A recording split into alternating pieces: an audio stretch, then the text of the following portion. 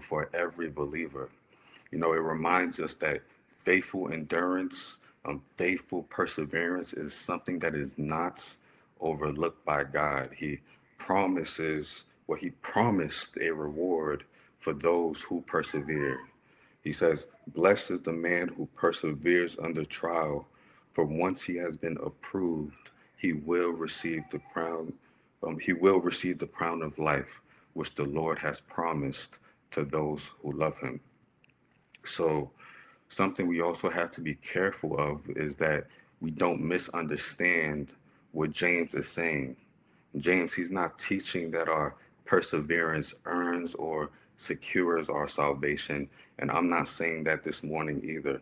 We know that the scriptures are clear that our salvation is entirely by God's grace through faith in Jesus Christ. Christ alone accomplished God's work, accomplished God's saving work of our redemption through his perfect, sinless life, through his sacrificial death, and through his resurrection. So we are not saved because we endure, because we persevere. But another way to look at it is we endure, we persevere because we have been saved.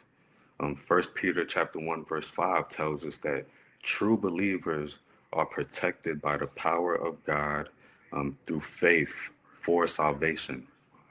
So James is not describing the roots or the cause of our salvation, but he is describing the evidence of our salvation.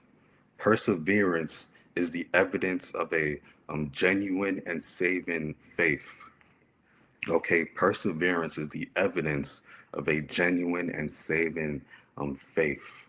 The Lord, he said in Jeremiah 32:40, he said, "I will make an everlasting covenant with them."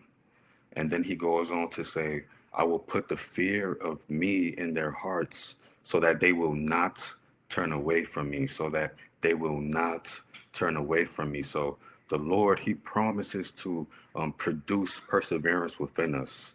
That is a blessing of the new covenant. The Lord, he promises to produce perseverance within the believer. This is also in contrast to those who fall away. 1 John chapter 2, verse 19 tells us that they went out from us, but they were not really of us. For if they had been of us, they would have remained with us.